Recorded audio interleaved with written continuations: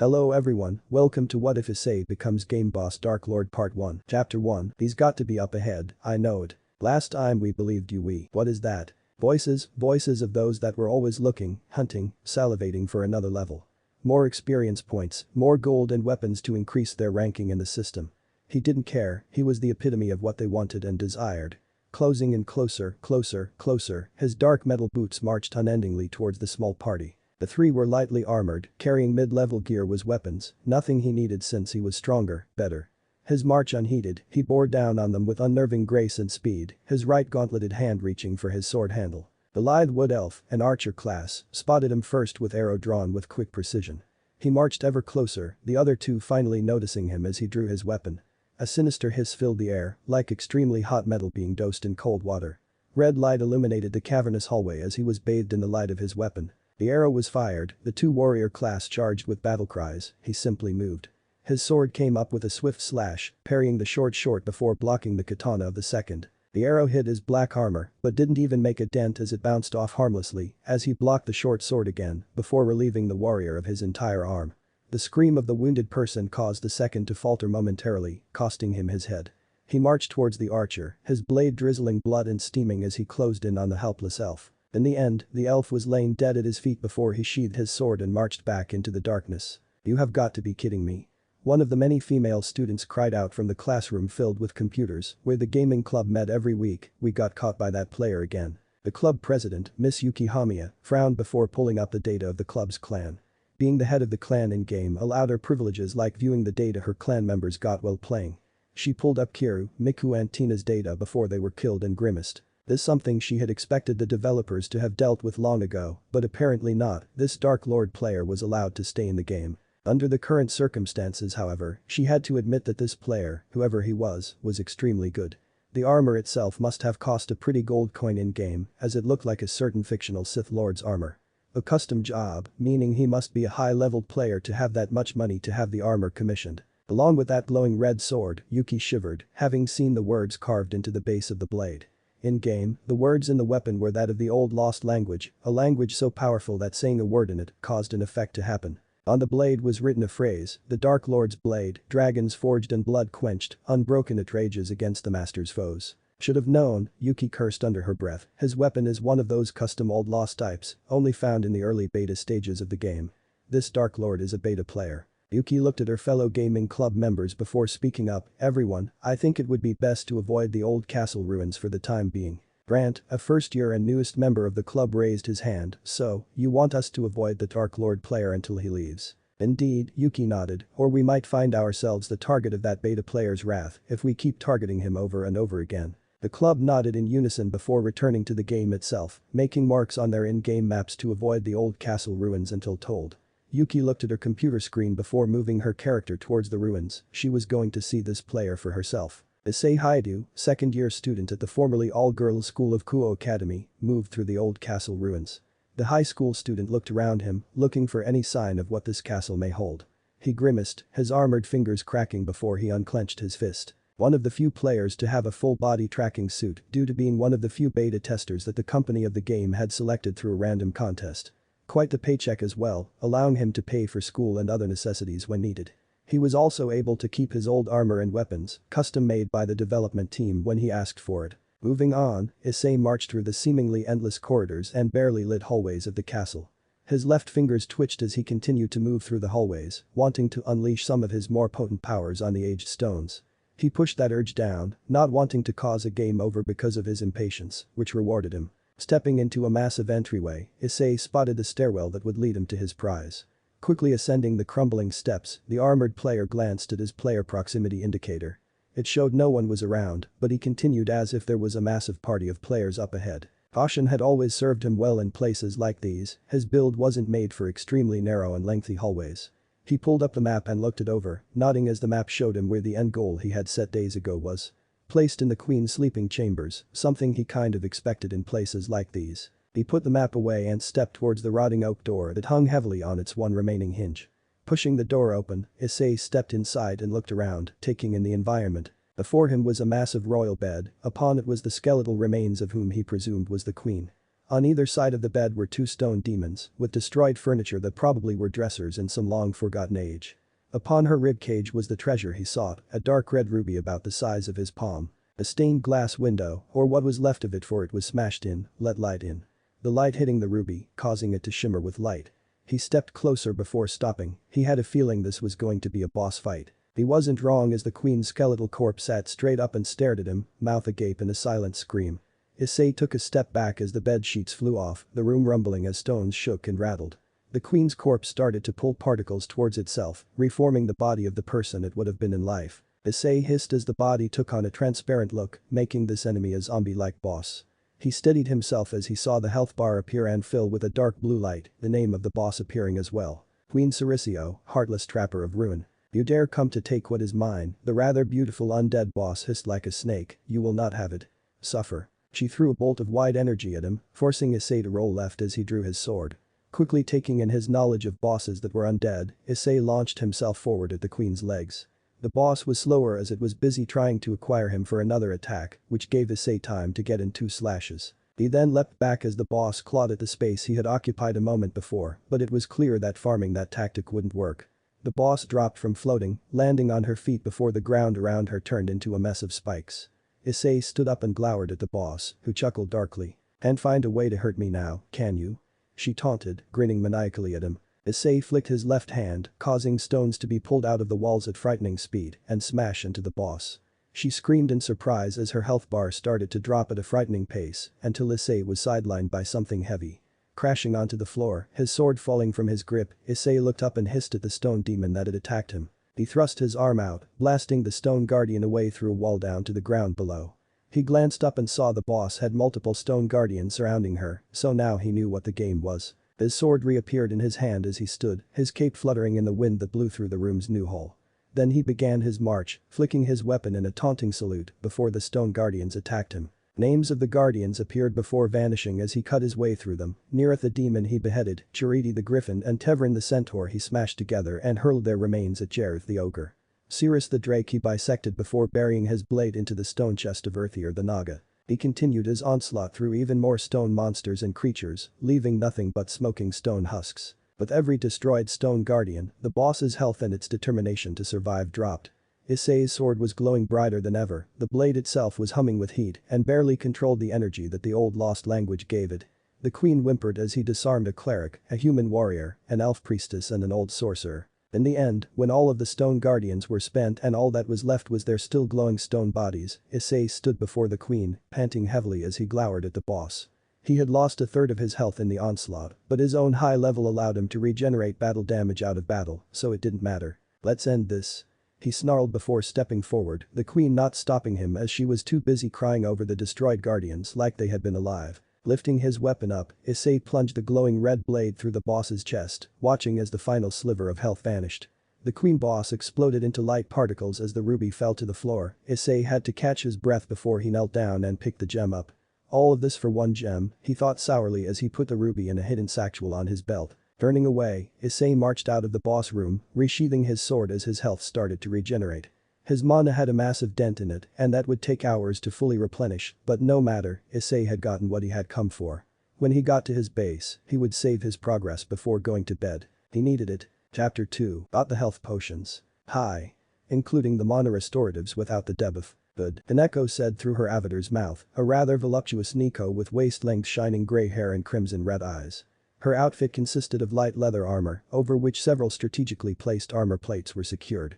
Over that was a simple kimono-like robe, slitted in the back to allow her tail to swing free. Next to her was her gaming partner, Gasper, who was her master's bishop piece. He was dressed in what was a classic wizard's robe, including a tall pointed hat and a staff with a crystal embedded in the top. However, he was short and looked rather cute in his outfit, though he also was a day walker, a vampire that could walk in the daylight. "Shall we be off then?" Gasper asked as he closed the bag that held the necessary potions and other items. Kaneko was about to assent before a notification appeared before her, marked as important. Opening it, Kaneko quickly read over it and her ears twitched with curiosity. "The gaming event in Kyoto?" she said softly, "and it's going to have a massive free-for-all, as the major event for all players surrounding Kyoto in 1 week. Do they allow teams?" Gasper asked, trying to peek at the message, but he was too short. "Yes, up to 30 in a party, so we can qualify for this event." She answered before finding the link in the message. Pressing it, Kaneko and Gasper were teleported to the main street of the town they had their base of operations located. Before them was a stand that had a woman in a very modern suit standing out amongst a fantasy-based world. They looked at one another before heading to her, which made the woman look up and smile at them. "Here to register for the gaming convention?" she asked politely. "Yes," Kaneko said, "however, do you have anything against teams that have agoraphobic players?" Gasper's cover when people asked why he wasn't around in person, as he had a very horrible case of agoraphobia and rarely ever left the house due to it. The woman at the stand looked at some papers before smiling. "No, but he has to sign here so he can log in when you log in for the match," she said, handing Gasper a paper. The woman then handed Kaneko a paper to read over and sign, which both of them did. The woman then took the papers, wrote something down and looked at them. "We'll expect you to arrive an hour before the match officially begins so you can make a plan on how to deal with the rest. See you both in a week in Kyoto," she said happily before they left. Kaneko was now very interested in how they were going to win the competition. Then she remembered that she would have to convince her king to allow them to go. This was going to be really awkward. Issei Hyoudou looked around the massive gaming convention, his parents right behind him, as he took in the sights and sounds. Thousands of people, either players or regular people here to have fun, were milling about or playing the games set up at regular intervals. His mind was focused on one thing only, so he walked through the convention towards where the booth that had the fantasy game he played. She spotted hundreds of people dressed in various outfits from different games, a few even drew his eyes because of the risque outfits a few of the women were wearing. Upon reaching the booth, he was greeted by a woman with black hair and blue eyes. "You here for the event?" He nodded, "Signed up a week ago." "One moment please," she said, typing at a laptop before smiling. "Issei Hyoudou, correct?" "Yes," he said, smiling back a bit. "I also asked for a private VR booth." She looked at the screen before nodding. "Indeed you did, must be one of those players that do an immersion style, yes?" "Yeah, I do, took ages to set up my gaming room to allow for that," he told her, faintly blushing, causing her to giggle softly. Well, you're setting up for the match, I'll make sure your parents have a very good view with some screens to watch you personally in the battle," she told him, standing up while motioning someone over. "Liz, here, we'll show you to your room," the woman said, "good luck." Issei nodded before looking at Liz, a blonde with dark skin and green eyes. She was wearing some jeans and a t-shirt but also had an AMA tag on her right breast. She smiled and led him through the building, up a few flights of stairs before stopping at a door. She used a keycard on the security lock, making it flash green before she opened the door. Inside the room was something similar to his own setup, something Issei tried to replicate from the movie Ready Player One. This was more person-friendly, a lot less of a mess that Issei had in his gaming room. "The match starts in 45 minutes, Liz said. "I would get ready quickly." "Alright, I will do just that," Issei said before Liz closed the door. Issei quickly pulled the bag he had carried in with him off and opened it, his gaming equipment inside. He put on his virtual reality bodysuit, attaching the wrist-mounted devices that would allow for the suit to react even better when he was doing even the smallest of movements. After that, he attached the ankle devices before putting on the rig provided, making sure he was secured. Once that was done, he put on the VR headset, a helmet-like device that was the latest in the VR line of devices. Turning it on, the helmet quickly connected to the private internet that was provided for the gamers of the competition. He then quickly logged on and closed his eyes as he felt his suit begin to work. Once he opened his eyes, he was in his avatar, he could feel the armor on his body, the sounds of the world around him, and see through the light-tinted eye protection his helmet provided him. He would have to do a few things before he would accept he was properly and fully lined up. Rias Gremory took the seat in the booth that sat above the general audience, Akeno and Kiba on either side of her. Before them were 3 large monitors that were going to show Kaneko and Gasper their stats and their placement on the map. The Gremory heir had been dubious about the gaming convention until she had to relent, now seeing why it was such a big thing. Thousands of people were gathered here and this massive match was the highlight of it. The screens turned on and she saw both Kaneko's and Gasper's avatars, noticing how Kaneko's was a mix of her and her SS Stray class sister, Kuroka. "The event will start in 15 minutes. An announcer said as the audience filed in towards their seats. "Fu Akeno smiled, "This is going to be a fun match. Hopefully we see some good players," Kiba said, smiling as the air seemed to be charged with some hidden energy. "Kaneko and Gasper will do alright." Issei waited in the shadows as he looked at the player numbers continue to build, reaching around the 10,000 mark before dropping off. Issei knew that most of the solo players would be killed off within the first 5 to 10 minutes, leaving a good 1,000 or so left to deal with. He patiently waited, the timer ticking down before it hit 0, and the player numbers quickly dropped from the original 10,000 to 8,000. Yet, he waited until the timer hit the 6-minute mark before he moved, heading towards where the largest clump of players were. Silent, swift, a shadow that wasn't seen. Issei found his first kills of the game, a group of 10 players that were busy trying to unlock a heavily bolted shut iron door into a tower. Around them was a bridge made of wood and stone over a rushing river that was quite muffled in the tunnel-like bridge. Torches dimly lit the way, but Issei waved his hand, snuffing them out. This got the group's attention. Who dosed the torches? Issei marched closer, his adrenaline pumping as blood rushed in his ears. He drew his sword, the sinister hissing filling the air as the glowing red light it gave off filled the passageway. He watched as the group's faces all turned from shock into horror, as they were now between a rock and a hard place. "Dead him!" Someone shouted, causing several of the players to attack with some spells. Issei used his weapon to deflect the magic bolts all around him, with every block he got closer. With every spell, the distance closed and the fear increased. Weapons were drawn, others were dropping valuable items onto the ground as they panicked. Too late, Issei was upon them, his blade swinging through the air with a hum of power. He deflected one of the spells back at one of the players, killing him instantly as his head was blown clean off. Reaching his left hand out, he focused and lifted up the player by his own blood. The female player screamed as she slammed into the ceiling as he marched under her, returning more spells into the remaining players. "Help me ah!" She screamed before Issei's sword bisected her, as Issei dropped the body and used a reflection spell to knock another spell into the center. "I got the door open. Let's get out of here." The player that had been working on the door said, but Issei grabbed the door and held it shut as he used an AoE spell to disarm the people before him, his blade cutting them down one by one. It didn't matter to him, they were in his way to victory and nothing would stop him. The second to last one grabbed his fellow's sword from the sheath, but Issei lifted his hand, telekinetically grabbing the player by the throat. The player gasped as he was lifted into the air before Issei closed his fist. The sound of bones snapping and muscles being crushed were very audible before he flung the corpse into the wall.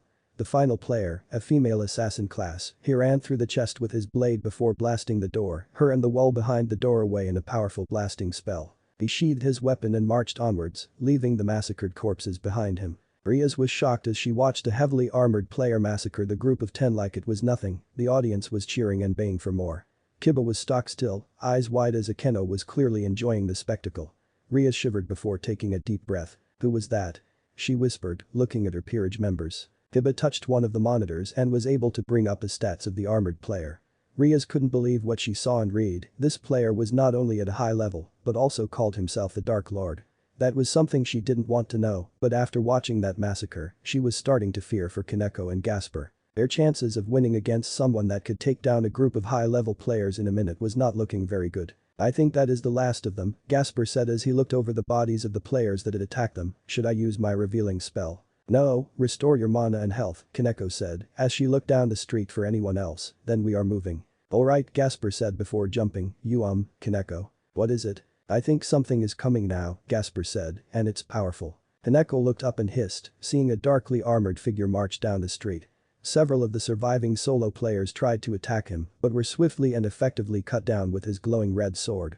Kaneko grabbed Gasper, shoving him through the door and away from the armored player. "Just run and don't look back," she hissed, "we're not ready to take him on yet." As they ran, she could feel the armored figure's gaze full on her, but she kept running and didn't look back.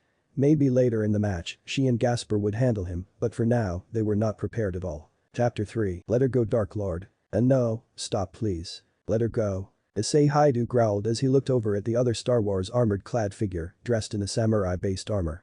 With a white robe and cloak, a mask that had a T-shaped visor on the front and carrying a purple-bladed katana in its sheath, this was Issei's opposite in both power and where he put his own allegiance. In his grip, floating a few centimeters off the ground, this female player had tried to make him her servant with a massive amount of arousal and love-based spells.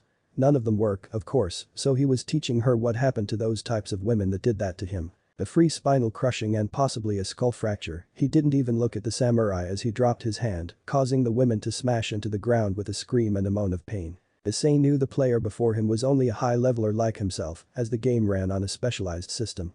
Everyone was a glass cannon, anyone could beat anyone, he could be defeated by a low-level player. The only reason there were any high players at all was because of their skills. Issei was the most powerful as he always made sure he wasn't lazy in his skills or powers. Any high-level player was the same, or they would be killed off easily, which came easier to others than what people would believe. Issei was a full immersion-based player, virtual reality suit, headset and track beneath his feet that allowed him to walk anywhere in the game itself. The more advanced players were using the keyboard and mouse, but that was a whole other explanation. Standing in what used to be the grandest mining expedition in the game's lore, the Fey mining movement in the Monstra Volcanica range. The most active range in the map itself, Issei was standing on the platform that led into the hottest part of the lava rivers and exploding volcanoes. The Honorable One knelt next to the female play, brushing his gloved fingers over her neck, healing her some. He didn't need to turn to know what he was doing, this player was the third most powerful player in the game out of the 10 most powerful, despite where he put his allegiance. You didn't need to do that, he said, standing up as Issei could feel his eyes glower into the back of his mask, she didn't know who you were. She was a sorceress-class seductress, Issei remarked darkly, his deep voice seeming to silence the lava fields around them, she knew exactly who I was and what I could do. The samurai player sighed before straightening, then I will do what I must to keep the other players from your wrath. The Honorable One drew his katana, the purple blade glowing as the lava erupted into the air behind him. Issei didn't draw his blade yet. Very well, Issei snapped, his hand reaching for the handle of his own blade, it seems we are at an impasse, I will rectify that mistake here and now. In one smooth movement, Issei drew his sword as he backflipped then twisted as he brought his glowing red blade in a downward strike towards his opponent's head. The other player blocked before both of them started attacking one another in a flurry of blows, parries, strikes, thrusts, feints and slashes. Issei was pretty sure he heard some Star Wars music in the background as the two battled across the remains of the mining expedition. That didn't matter right now, it was time to let everything out and show everyone why he was the Dark Lord and no one else was. Jasmine Hyoudou, mother of Issei Hyoudou, couldn't help but watch the massive screen as her only son tore his way through the match without a care in the world. In his path lay death and destruction, his armor leaving behind the vision of a nightmare of an armored skeleton in black. Now, he was fighting another powerful player with a katana that glowed purple. Her husband, Ichiro Hyoudou, frowned as he leaned forward and looked at their son's stats on the 3 screens provided for them in their private overhead booth. Issei is going to be tired out after this, he said solemnly, making Jasmine look at her husband. He may be a jack of all trades in his powers, but he is also using a full immersion, wearing armor and in that intense heat. Jasmine nodded, knowing what her husband was talking about, as he used to work in the field in a construction agency that dealt with places with volcanoes. Besides, she worried about her son's health as after any game session, her son was bruised, sore, tired out and weak. Now, he was doing this non-stop, fighting until the end, a game of endurance. We have the most dangerous matchup yet, ladies and gentlemen. One of the announcers was saying as the crowd watched in shocked awe, the Dark Lord, one of the few beta testers in the game is facing another beta tester, the Honorable One. He looks like Van from Knights of the Old Republic. One of the crowd members shouted, making the others notice the similarities as well. Indeed, the second announcer said, both players have Star Wars-esque suits of armor and skills based on the characters, but both have more skills and powers than who they drew inspiration from. Right now, it seems that the Dark Lord would easily overpower the Honorable One, but if we pull up the full list of stats. Jasmine's eyes widened as the stats appeared on the massive screen, as both her son and the other player battled it out. Issei was the stronger of the two, but his opponent wasn't any slouch. As you all can see, the first announcer said as several places were highlighted, both was skilled in their power and magics, but if we go for a look at their entire history and physical and endurance, we can see a difference. Issei's stats showed him to be able to finish fights quickly, but his opponent was made to endure until the time was right to strike. Issei would be having the fight of his life if this continued for any length of time. Jasmine shivered as she watched as her son brought his glowing red sword in a swift powerful strike at his enemy's right shoulder. The sparks that came from the strike were bright as the two were locked, lava exploding around them, like a scene from an intense action movie. She swore she heard a choir in the background as the fight grew even more intense. Issei, she whispered, hands grasped together tightly, please win. Issei snarled as he sent a thrust at his enemy's neck before twisting it into a one-handed parry, forced to defend his left side as he pushed forward. The heat grew even more intense as he clashed with his opponent, any wrong move would mean the end for both of them. Their blades were glowing brighter, whenever they met, Issei would easily hear energy clashing against energy instead of metal against metal. Issei strikes at his foe's left side in a feint before aiming for his throat, hoping to get in a cut near a vein or artery. He didn't get it, but he changed tactics quickly, as his assault was being deflected and parried away, wasted energy that could have been used elsewhere. Changing his stance, Issei had both hands on his hilt as he blocked and parried, focusing his energy into his surroundings. Surviving crates, equipment and plenty of lava were around them, so he used that. As he pushed away another flurry of strikes, Issei hurled tons of equipment at his enemy. Crates, lava, wrenches, buckets, it didn't matter, all that mattered to him was how much damage he could cause to the Honorable One. His foe was forced to multitask, shoving away the lava balls and either slicing or throwing the thrown items away. This robbed his foe of some of his momentum in his attacks, giving Issei the opening he needed to exploit. He surged ahead, thrusting his sword into his enemy's distracted guard, getting 3 small but decisive cuts on him. One cut hit under his opponent's arm, the second on his upper thigh, the last scored a long line across the mask that successfully blinded his foe in his left eye. Pushing his advantage, Issei hit harder and faster, forcing his opponent to backpedal against his new onslaught. Issei could smell victory in his grasp as he was forced to leap across a lava river due to the Honorable One having the bank collapse under him. Turning, Issei studied his opponent, who was panting heavily on his floating piece of dirt from the bank, held aloft by his earth spell. "I have the solid ground," Issei said, eyes narrowing at his foe, "don't do anything stupid." His opponent just leapt at him, blade ready to defend himself. Issei attacked, forcing his foe to stay in front of him before he blocked 3 thrusts and a slash before striking. His blade blocked before twisting under and through the wrists of his foe before Issei brought his weapon down, cutting the Honorable One's legs off at the knees. With a telekinetic shove, his enemy was sent flying into the river of lava. The Honorable One's cries of pain and suffering filled his ears as he finally let himself breath. Glancing at his health bar, Issei saw it was at only 10% full. His armor was shining in some places, and his cloak was ripped and torn, but he was alive. With a flick of his wrist, he sent the legs of his enemy into the lava as well. They sunk beneath the surface after igniting. Issei turned to walk away but stopped.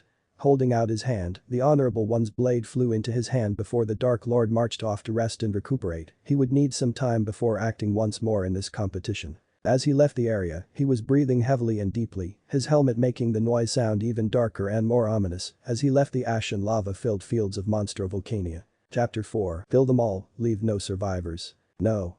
Daigck. Asper run. Asper lay in the snow, unable to feel his lower half as the frozen snowflakes fell around him, trying to use his own self-healing magic to keep himself alive as he tried to remember what had brought him into this bisected state. His brain wasn't working, his vision starting to blur around the edges as a black figure loomed over his dying body. He tried to look at the figure, but he felt so cold, unable to move his body as the cold set in, the darkness filling his limbs before he was left in darkness. In that darkness, he remembered what had started as a simple in-and-out plan that Kaneko had made up about 2 hours into the match. It was simple as a snowstorm had hit the mountainous region of the Dragon Spines, forcing players to take shelter in the many temples and shrines that were on top of the tops of these mountains. They had had success in cutting down the numbers of players with this tactic, but it was at the largest shrine, the shrine of Amusashu, when it all went wrong. Kaneko had them in the upper levels of the shrine, looking down on 3 different parties. From the looks of it, they were coming to some sort of alliance, but it was hard to hear due to being so high up and the howling winds of the snowstorm outside. Kaneko motioned for him to start using his magic to seal them in, so she could kill them all quickly, which he started to do when something from outside hit the massive oak and stone doors. They groaned as they were hit again, the party sending several players to investigate, which Kaneko took as an opening and leapt down onto the circular table they were using.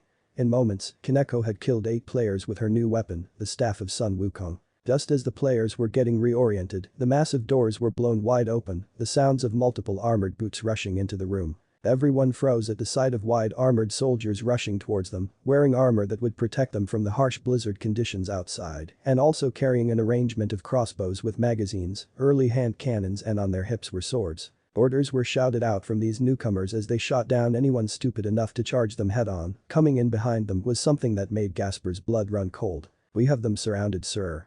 One of the soldiers said in a clipped tone, speaking to the black armored figure that had just strode into the shrine like he owned the place. Asper looked at the soldiers, then noticed they all were too fluid and acting way too obediently to be normal players, as the Dark Lord didn't have a party. It then hit the magic-wielding player what he was seeing, the spell known as Emperor's Troopers, allowing for the player to summon a certain amount of high-level NPC soldiers for a cost of mana each. From what Gasper could see, the Dark Lord had enough mana to have more soldiers easily. But he could only see 25 before he heard more armored boots running up the stairs. In a state of panic, Gasper used his most powerful invisibility spell as the wide armored troopers rushed up to the walkway. Issei looked around at the remaining players in the shrine before the Nico on the table jumped towards him, her staff coming around towards his head. He reacted faster, his hand coming up as he used her own blood against her, sending her flying in the opposite direction and through a massive window. The window exploded outwards as he walked after her, giving his orders to the NPC soldiers as he went. "Kill them all, leave no survivors. No one leaves this mountain alive." "Yes, sir." The sounds of players being shot down by early gunfire and crossbow bolts were drowned out by the howling winds of the mountaintop. Issei drew his sword as he spotted the cat-eared woman kneeling in the snow. She attacked him, but Issei blocked her block stiffly, she was off balance and still in shock from his sudden attack. After parrying her blows, he thrust out his hand, closing his fingers as she grabbed at her throat. Lifting her up into the air, he studied her before snorting. "So this is the Nico I saw running away from me in that small village," he remarked coldly, closing his fingers more. "Should have expected much less from your style of combat." She hissed and glowered daggers at him. "Why, you won't win this competition at all. You will fail like all Dark Lords before you." Ag. Issei closed his fingers more before blasting her away from him, hearing her land before slipping towards the edge. He marched over and looked down at her, clinging to the edge of the mountainside with everything she still had. Issei brought his sword up, ready to smite off her arms when he heard a sword being drawn behind him. He froze, slowly turning to face whoever dared oppose him. Standing behind him was a grey bearded figure, wearing a brown cloak and light tan robes underneath, his blade glowing a bright sky blue from whatever magic was fused with it. Stunned that he didn't sense this player up here before, Issei barely had time to defend himself when the player attacked him. He blocked, then blocked again, the player using very basic attacks against him. He pushed the player back before centering himself and bringing his blade to bear upon his foe. The player blocked then parried before Issei batted the weapon away, leaving him open, which he took. He bisected the player, frowning as the player's body flickered then turned into mist, leaving behind a short wizard who was holding a sword way too large for himself. The boy looked up at him, tried to take a step back, but his legs collapsed under him, his upper half landing in the snow. His blood turning the snow crimson as his halves drained themselves, Issei watched as the player tried to heal himself before remembering his other prey. Turning, Issei marched back to the edge of the snowy mountain but didn't see the Nico woman anywhere. Feeling quite annoyed at his loss, Issei marched right back to the boy, looming over him. He caused the player's throat to close, choking his body while also snapping his neck. He growled as the player's eyes rolled up into his head before he was gone. His NPC soldiers came out and waited for more instructions, but Issei waved them off. He was going to finish the rest of the players off quickly, he was getting tired of the long game for once. When Kaneko first woke up, she thought that she had truly fallen off a mountain and was now dead. But her hearing told her that she was still alive, the snow was howling even louder than before. Her body ached and was so cold, her fingers felt like they would fall off, her face could feel snow hitting it like millions of needles stabbing into her skin. She slowly opened her eyes and groaned weakly, staring up at who knew how many foot drop above her. Kaneko's own rook attributes had saved her for the most part, but her body wasn't in any condition to really move, but these were not conditions to be in, so she fought through the pain and sat up. She looked around and found her weapon, grabbing it before putting it against the ground to help herself up. Once she was standing, she weakly limped towards the mountainside and into a cave, a mercifully dry one that wasn't full of snow and ice. Dropping to the stone ground, she looked at the blizzard outside before looking at her stats, wincing at how bad they were. Her mana was depleted, used for her survival skill, a second wind. Her health was at 3% but slowly climbing, and she also had a debuff from the cold. Kaneko looked at the party tab and felt her heart sink into her frozen feet as Gasper's name and health were grayed out, meaning he was dead. Tears came to her eyes as she silently wept for her friend. She had seen her friend use his powerful illusion spell to save her life, but in the end, he had died a hero. She shivered before forcing her aching body to move, making a small fire as she curled up next to it. She would take a small nap, yes, then start looking for the Dark Lord and end him herself. Alwerner watched a massive screen from her private booth with the fallen angel governor leader, Azazel, watching as the player known as the Dark Lord executed the players in the shrine without hesitation. Watching games like these gave Alwerner some enjoyment, though it had been years since she had last played in one of these conventions herself. Wearing a much more modest skirt with her brown leather jacket, she was sitting cross-legged on her cushioned chair as Azazel was busy reading the statistics of the players that had been killed. Such a pity that they were off so quickly, he remarked. If they had made that alliance, they might have stood a chance against the Dark Lord player. But, it wasn't meant to be it seems. Alwerner sighed, shaking her head at her boss, and here I thought you were only here for a sacred gear user. I am, he said, smirking, and we're watching him right now. Wait, she said, her brain comprehending what Azazel had just said. What? He's the Dark Lord player, Azazel said with a grin before reaching under the table. Found him with this. Alwerner watched as Azazel pulled up a device that looked like it had been thrown together at the last minute, with multiple buttons, knobs and a twirling thing on top. Ding. He said proudly, the machine dinging after he said that. What in the name of heaven is that thing? Alwerner snapped, looking between Azazel and the cobbled together device. It's a machine that goes ding, it dings after he says that again, it goes ding with it senses a sacred gear nearby, it can also microwave frozen food from 20 feet away and download the latest games at any point in time. Alwerner rubbed her face at that explanation, her boss clearly had been watching too much Doctor Who lately. She finally looked back up at him, watching as he fiddled with the knobs and switches on either side of the device. And, he said with a grin, it can tell me what level of sacred gear it is. And what is the Dark Lord sacred gear level then?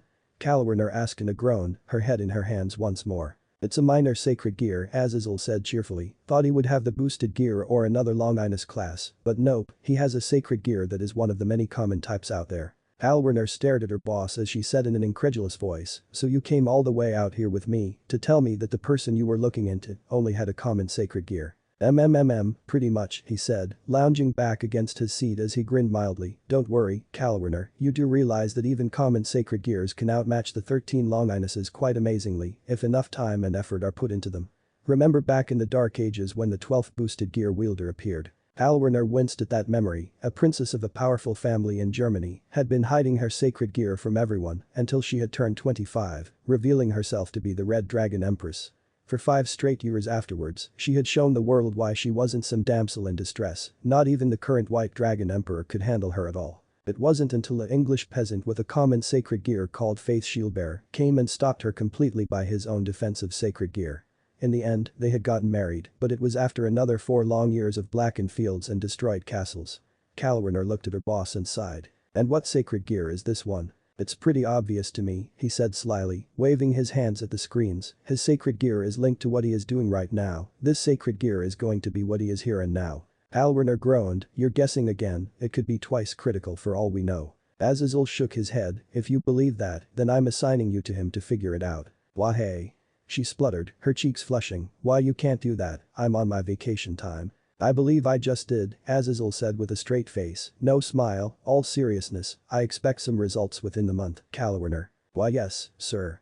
She said in defeat, reluctantly accepting her new assignment. Chapter 5 Issei Hyoudu's blade cut through the players that had gathered in the center of the map, his NPC soldiers shooting anyone down that came into their field of view. His glowing red blade left glowing corpses behind, as the number of players were cut down dramatically, having been in the thousands, now only a scattered few dozen remained, but they were being hunted down by his soldiers. Once the last player was spent, Issei sheathed his blade into its sheath, the energy hissing into nothing. His cape billowed in the wind as he marched towards the troopers that were checking the bodies of the players, making sure that they stayed dead. Issei had learned from several players that others may have the second wind spell to keep them alive, so he had his soldiers double-check anyway. He stopped as the hairs on the back of his neck rose, tensing as he reacted. The ball of blue flame burned past his head as he moved away from it, spinning around as his hand reached for his weapon. His troopers were quick as well, rushing to his side with their weapons raised. Behind him was that Nico woman from that mountain. He had suspected her to have survived, but the cold would have done her in due to the debuff that blizzards in the mountains had. He stepped back as more of his NPC soldiers arrived, weapons raised at the woman as he studied her. She was carrying that staff of Sun Wukong still, but there were flames dancing in her free hand, so she had some magic of her own. With a wave of his hand, his troopers attacked. She reacted quite quickly, her weapon sending his soldiers flying as she used her magic to burn the projectiles away. He waited until the last soldier was spent, he had more investigating the outskirts of the central city, before drawing his sword. The final battle was here and not a moment too soon. An echo panted as she killed the last wide-armored trooper, her staff caving in the helmet and the skull of the NPC, before she looked at the dark-armored figure before her. She launched herself at him, her staff a blur of motion, only to be deflected by his sword. She struck again, an overhead chop that would normally jar any normal player. He blocked that too, tossing the staff away before striking at her chest with a sharp thrust. She had to backpedal and twirl her weapon to keep herself from being skewered by the red glowing tip. She leapt over his head and got a solid hit across his back, making him grunt before he flung his arm around. Kaneko was sent flying through a stone wall of a house, but she quickly was on her feet. He marched towards her, his blade humming as he drew closer and closer. She gripped her staff with both hands, tensing before charging him once again. Her weapon came at him from all sides, but he somehow parried or blocked them all, even with her speed. He pressed her once more with an onslaught of his own, his blade aiming for her head, legs or heart. All aimed to kill her, every strike was meant to be a killing blow. Kaneko realized that he wasn't going easy on her. The Dark Lord was done playing around. She steeled herself, pushing back against a rather nasty right side slash. Kaneko would win for Gasper, for Kiba, for Akeno and her king, Rias. This player had no one to win for, all players that were only power-based had no one. She screamed before creating a blade from her in-game species flame, jumping at him and slashing her flame blade across his helmet. Aig.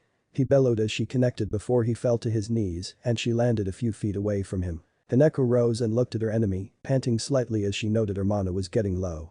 She watched the armored figure slowly get to his feet before turning to face her, which took Kaneko back a pace. The right side of his helmet, from his lower cheek to above his eyebrow, was open to the air. The edges smoked lightly and glowed a soft orange, but what got the Nico was the color of the eye. The eye was a soft brown, looking at her with what she thought was surprise, and maybe he was impressed. She wasn't sure, but she leveled her flame blade at him and glowered. "The game is over, give up or I will kill you where you stand," she said flatly. He stood there, watching her with his open helmet, before his eye went from a normal brown to a bright orange yellow. Kaneko felt her heart skip a beat at that sudden change of color as he lifted his sword. "Then you will die," he snarled, his voice a double effect, one sounding deeper and the other sounding human. As he said this, his blade seemed to ignite in that crimson light as he flew at her, knocking her weapon out of her hand. He slashed her from left shoulder to right hip, then from right shoulder to left him, before slamming his blade through her chest and into the ground. Kaneko screamed as she was stabbed, feeling the heat the blade was emitting before it was pulled out of her body. She hissed as she blinked away the tears of pain as the Dark Lord stood above her. "Now you will die," he hissed before raising his blade to end her. Kaneko chuckled softly, making him pause for the briefest of moments. "You think you've won? You haven't won anything, no, not yet." Raising her hands, she poured the last of her mana reserves and her mana bar into her hidden talent.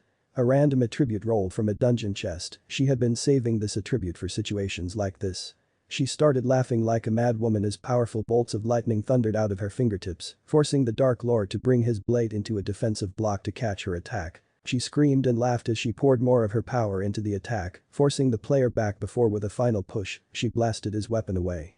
It embedded itself into the stone ground behind him about 50 feet away as she cackled like a maniac. "I told you," she grinned savagely as she stepped closer to the kneeling player, his eye was wide in shock. "You wouldn't win, now you shall die." Her voice sounded distant, uncaring and evil all at the same time as she blasted him with her lightning once more, cackling the entire time. Rias was in her seat, in utter shock as her rook blasted the most powerful player in the game with her lightning attack.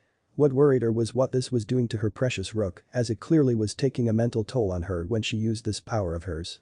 Akeno was pale as she watched, Kiba was stone-faced as he watched as well. It was Akeno that spoke first, breaking them out of their spell. "As she's breaking," Ria's queen said in a hoarse whisper, shaking a little. Kaneko watched Gasper save her life before he was brutally murdered, watched this Dark Lord tear his way through the competition. "She shouldn't be using that lightning at all, lightning can mentally mess with you in ways that I shudder to think of." Kiba winced as he looked at Rias. "After this, I think we'll need to spend some time with Kaneko for her mental well-being." Rias nodded, agreed. Issei bellowed as he was struck with the cackling mad Nico's lightning attack, the energy being conducted through the armor as it not only burned him alive, but felt like he was being tasered by the most powerful taser ever. His body was going haywire as each bolt of lightning struck his body, spasming over and over as he fought to regain control of his limbs. The pain was unbearable as he screamed aloud, wanting it to end.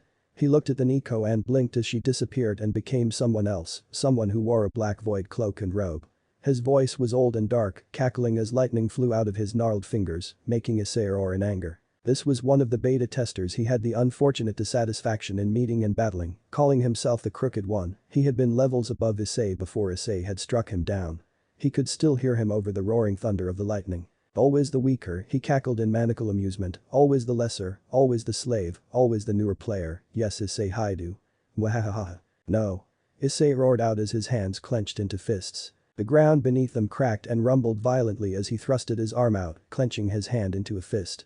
This caused the Crooked One's own fingers to be forced to be curled into fists as he used his blood against him before Issei opened his hand, pulling him towards him. But the cry, the neck of the Crooked One was in his hand and Issei began to squeeze, watching as the life in his enemy's eyes die.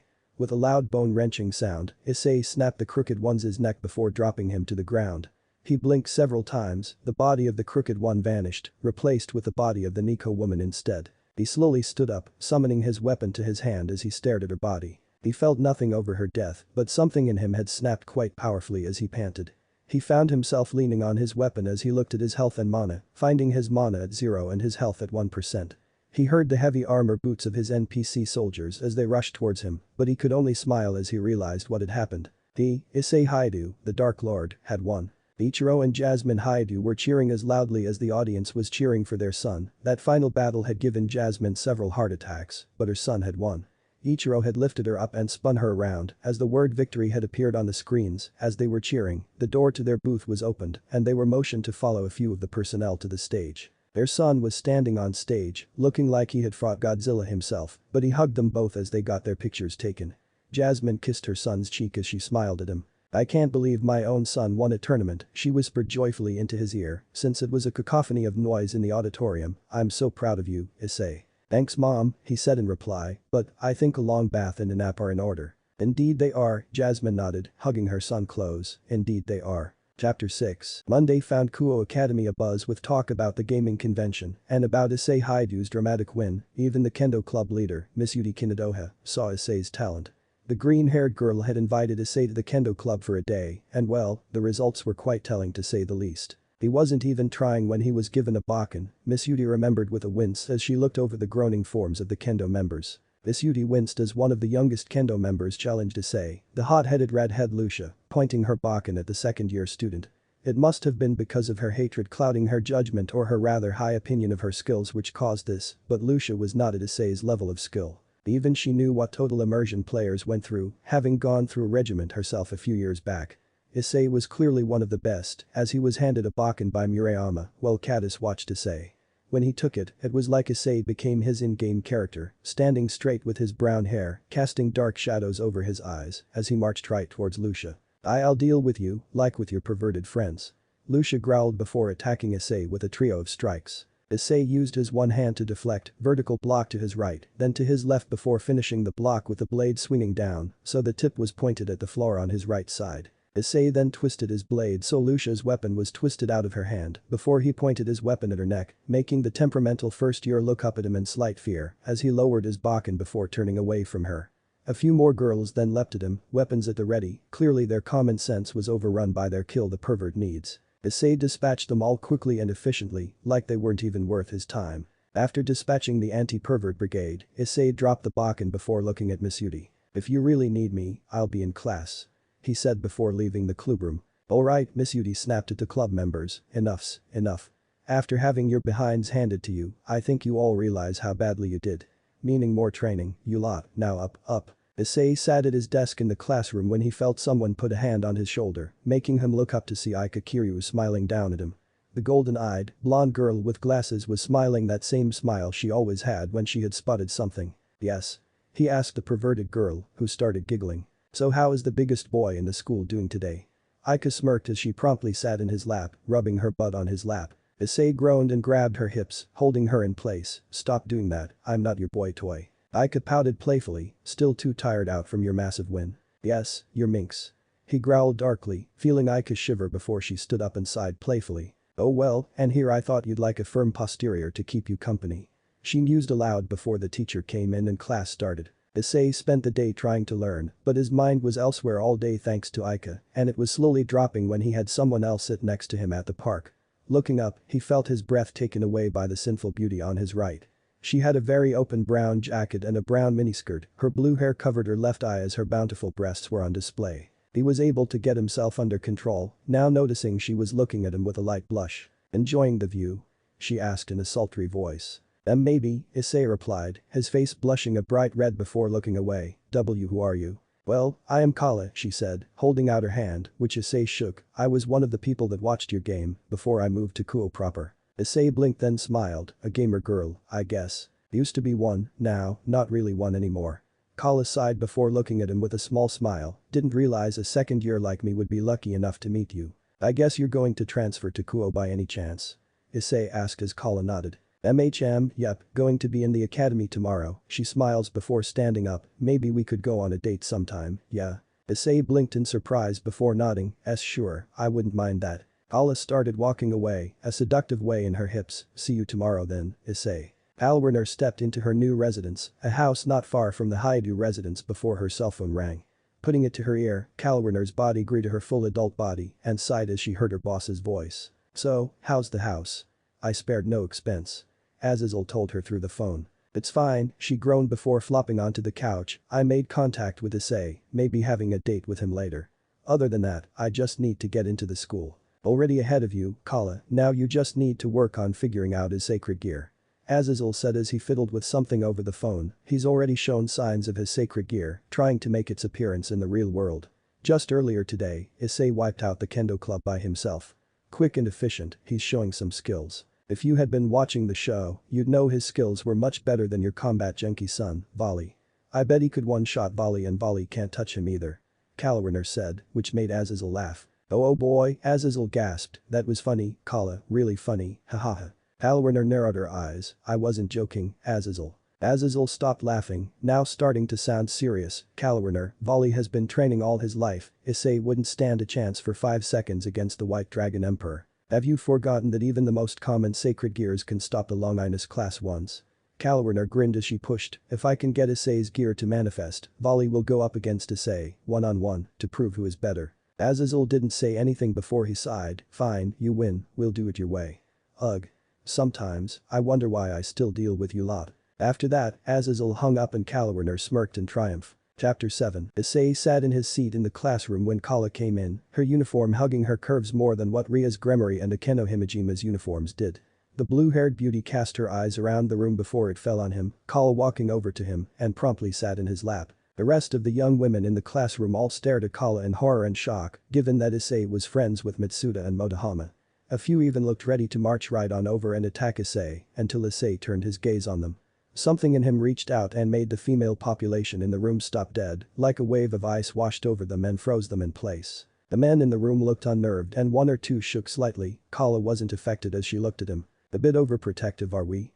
She asked into the still quiet before smirking, looking amused. Issei didn't speak as the teacher walked in and the class was started after Kala introduced herself as Kala Wayne, transfer from the Americas. Throughout the school day, Kalwarner noticed that Issei had unknowingly tapped into his sacred gear.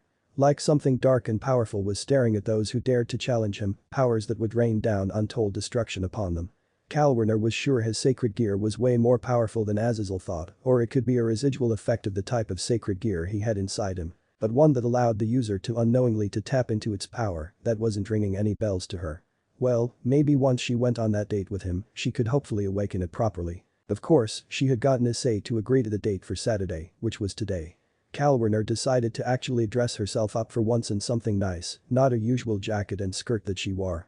Picking out a dark blue dress, Kalwarner got it on and studied herself in the mirror on the wall. It hugged her body in just the right ways and didn't look too fancy that anyone would pick her out. A few touches of makeup later to enhance her already sinful beauty, Kalwarner walked out of her place and headed towards the park. She spotted her date standing behind the park bench they met at the first time, wearing a button-down shirt and nice jeans. A casual date then, Kalwarner mused as she walked up to Issei. The teenager looked up and smiled as she approached. Shall we be off, mladdie? He asked, holding out his elbow for her, which she gladly took. Of course, my lovely sir. She purred before they were off. Kaneko Taoju watched from her surveillance position at both Issei Hyoudou and that Kala Wayne left on their date, her eyes narrowing on Issei. She was still sore from the absolute beatdown that he had given her from the convention, her wounded pride didn't help either in that regard. Ever since that final duel, she had wanted to show that boy how wrong he was in thinking that his place of power was secure. She knew that he thought that, no matter what anyone else thought, Issei Hyoudou was just like everyone else when they took up the Dark Lord title. His own character was based on the fictional Sith Lord Darth Vader. That should have been ringing a ton of alarm bells. But no, Kaneko was ignored about this, being told that Issei was simply a human that was good at gaming. Kaneko couldn't help but snort at that, she would prove it, but for now, her king told her not to do anything rash to Hyoudou. So she wouldn't do anything to the pervert yet. She would just watch and wait. Kalwarner walked with her date after a rather lovely date with him and seemed that he had done his best to make it, so she felt wanted. As the sun slowly set, Kalwarner and Issei walked down Kuo's streets, enjoying each other before something interrupted them. Issei seemed to have noticed it first and shoved her out of the way as he was pulled back. Kalwarner turned and gasped as a massive meaty jello-like hand held onto Issei before he was shoved down the mouth of a round human-like figure, whole. Kalwarner gaped in horror as the teenager disappeared, now alone as more figures surrounded her. It seems we have gotten our prize, a bass male voice said as Kalwarner looked around her, noting 8 figures surrounding her, a fallen angel with a bounty on her head. Well, a feminine voice said with a yawn to Kalwarner's right, let's grab her and go, I'm tired already. Hush, sloth, a male voice said, wearing a richly tailored suit, she isn't as weak as the bounty said she is. Master? The stubby-legged humanoid whimpered softly, sounding like a child more than an adult. What is it, gluttony? The first male asked, stepping into the light, his glasses catching the light, so his eyes were covered. I don't, Gluttony groaned before gagging, making Kalwarner turn around to see what was going on, feel so good, erg. Gluttony, shut up, another voice snapped, full of wrath and hatred, you always complain after a meal, your stupid stomach is way too sensitive, take it like a man, and can it. But Gluttony only whimpered louder, his skin starting to ripple before starting to bubble. He gasped as his skin bubbled even more and blood poured out of his eyes and ears before spilling out of his nose. Calwerner and the others stepped back as Gluttony started to inflate before tearing himself apart with a wet bursting sound, blood covering the street, buildings and the attackers. Only a few drops hit Calwerner, like someone had purposefully missed her. Standing where Gluttony had been was a darkly armored figure, no blood covering his body, as the light hit his dark helmet. Calwerner gasped as she recognized the armor, Issei's own armor from the MMORPG game. Without a word, Issei drew his sword as it glowed a fiery red on the blade as it slashed across the closest attacker. The blade cut through Sloth like she was butter, her dying gurgles drowned out by Issei, slamming his blade hilt deep into another attacker's gut. Gold coins, money and other assorted items fell out of the man's pockets, making him greed it seemed. Yanking his weapon free, Issei decapitated the man before Calwerner realized what this group was, devil bounty hunters. Her date's blade cleaved Wrath in two before he kicked the devil who would be the sin of envy into the wall, before throwing his weapon at Pride like a boomerang. The glowing red weapon swung through the air and sliced through the devil before returning to Issei's hand. Lust attacked Issei, but the teenager slammed his fist into her jaw before knocking her legs out from under her. With a quick stab through the heart, she was dead before he lifted his hand and a strangled gasp was heard. Envy was in the air, clutching at his throat before a loud sickening crunch made him go limp. The corpse dropped to the ground as Calwerner watched Issei turn on the final devil, marching steadily towards him as he growled like a feral predator. You shouldn't have done that, Issei growled, his weapon humming louder as he got closer to the devil bounty hunter, now you will die. Calwerner guessed that Issei was angry, but no, Issei was absolutely pissed it seemed. She tried to say something to stop him, but no words came out as Issei brought his blade up and stabbed the devil through the heart. The devil coughed once before grinning. So, this is what he said about the human complication. But that final statement, the devil went limp, dead. Issei yanked his weapon free of the corpse before turning and marching over to her, holding out a hand for her. Calwerner didn't even realize she had fallen over in the few minutes it took for Issei to swiftly and effectively kill off an entire peerage of devils. Taking it, Calwerner was pulled to her feet as she realized how tall Issei was in this form. Over 6 feet tall, he towered over her, but his dark armor made her feel heat like never before. It seems you know something about what this is, Kala. Issei said in his deep, metallic voice. Yes, I do, she nodded before sighing in defeat, seems like the cat is out of the bag isn't it? Chapter 8. As Azazel hung up his cell phone, Volley Lucifer studied his adoptive father, who looked like he had eaten a sour lemon. His eye twitched a bit before he sighed deeply, his wings unfurling and flicking in that agitated manner that Azazel had whenever he had lost a bet or something. The Hakurim frowned before speaking up. Something go wrong? No, Azazel tried to play it off, failing to do so, it's nothing, just have to head to Cow now. Volley raised his eyebrow at his father before shaking his head, you are a terrible liar. Azazel flung his arms out in defeat, smiling that smile he always gave when he was caught, you got me, you'll be going with me. What? You heard me, Volley, Azazel said, standing up, let's go. Volley rolled his eyes, wondering what his father was up to now, as he and the Grigori leader stepped through a doorway into Azazel's cow residence. Volley could feel Albion stirring within his soul as the White Dragon Emperor followed his father out of the building, wondering what was going on. Azazel seems much more upbeat than normal, but also really tense about something, any ideas? No, but we're about to find out.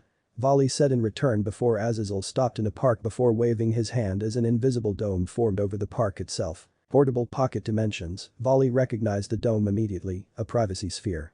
One of his father's many creations while he was not doing his duties, but Volley momentarily paused as he felt something dark filling the dimension, creeping, crawling and clawing its way through the air. Volley tensed slightly as he looked around for the source, finally spotting it in the form of a teenager. He started to wonder if this was the Red Dragon Emperor, but stopped that thought as this boy didn't give off that dragon aura at all. It was just utter darkness and power of the dark that came from him. Standing next to the teenager was Calwerner. Volley had seen how good Calwerner was, one of the best agents that the Grigori had, even though she only had 4 wings. Everyone else had more wings than her in that agency of the Grigori, but she showed that you didn't need more wings to have power. Relaxing, Volley looked at the teen before he felt the boy's gaze on him, his blood turning hot in excitement as he saw the look of someone that had seen so many battles. His battlemania took over as he let his sacred gear appear, the teen frowned before his eyes narrowed. Volley, I wouldn't his father started to say, but Volley ignored him and let his aura out, white bursting out of him as he grinned even more. Let's see how well he knows how to use that sacred gear of his. Volley said before activating his balance breaker, the white armor covering his entire body as he pointed at the teen, let's go then. Volley launched himself at the teen as Kalwarner launched herself away from the teen. Volley had calculated that within a heartbeat, he'd be on top of the teenager and knock him down. Within the first half of the heartbeat, Volley was on top of the boy when he saw the boy straighten his stance before shadows formed around his body and became a medieval black armor. He grabbed his sword with his right hand, and in the second half of the heartbeat, Volley was flying backwards before slamming into a wall. Bricks fell around him as he felt a warm substance run down his body and over his wide armor. Looking down, he choked on a laugh as he saw what had happened. The substance was his own blood, flowing out of a wound that ran from his hip to his shoulder, nearly cleaving him in half. Volley. Albion's voice was in a panic. Well, Volley conceded, he would be after his strongest host nearly got cut in half. Hold on, I'll try to stop the bleeding with some of my own power. The armored boy walked up and looked down at him, his weapon a glowing red sword that gave off an unnatural aura of power, as he heard the boy say in a flat metallic voice, cute display, I've seen scarier from much smaller and more feral dragons. Volley only gurgled, grinning as he tried to laugh before a young girl walked up and a green glow enveloped him as his wounds slowly healed up. The armor on the teen vanished as he walked away from Volley and back towards Kalwarner before he closed his eyes and let darkness take him. A short nap would do him good. Issei sighed as he looked at Kalwarner, who was busy grinning at a 12 dark-winged man who was only staring at the white-haired teen in surprise and maybe concern. He shouldn't have done that, the man said, looking at Issei, like it all. Kalwarner laughed, but he did and he got his behind handed to him. I told you, Azazel. I told you. Ha. The now named Azazel nodded his head. What will it be this time? Money, clothing. More time off. Kalwarner rolled her eyes. Get this kid some training, like, seriously, he wouldn't dodge if his life depended on it. I could do it, but you know how I get when I am training someone. Besides, I don't think Volley will do good either. Asia is patching him up, but seriously, he'd more likely attack Issei over and over. I'd suggest Suri or Devon but they're on missions, so who will you pick then? Azazel put a hand to his chin as he studied Issei. I'd suggest Firo, she's free and is best at dodging anyway. Kalwarner rolled her eyes. Roman of Firo is one of the top agents, like me, so I guess that's good enough. But did you really have to pick the one that wears very little clothing? Much like yourself. Azazel retorted as Issei blushed a bit, remembering a few days ago when he got a face full of that very thing, Kalwarner without anything on. Touché, Kalwarner groaned before looking at Issei. Guess you'll be getting another bird like me to train you. Issei nodded, I hope that's a good thing. It will be, Kalwarner grinned, since you fight like Darth Vader does, always moving forward, always attacking. Never defending at all, not dodging. Issei huffed, I do too dodge. It's very subtle, maybe you just don't notice it, Kala. Kalwarner gave him a look. Issei, if you had a self-preservation bone in your body, you would have dodged Volley's hand touching you. But no, you nearly cut him in two, you attacked instead of dodged. Issei sighed, fine, I'll learn how to dodge. You better, Kalwarner said with a definitive huff before Azazel laughed lightly, and what are you laughing about? Oh, Azazel smiled, just that you two seem to fit perfectly together, like an old married couple. That made both Issei and Kalwarner blush heavily, making Azazel laugh harder. Let me know in the comments below if you guys want the next part. Also check out my other video that has been shown and left. Thank you for watching. If you enjoyed this video please like and share this video.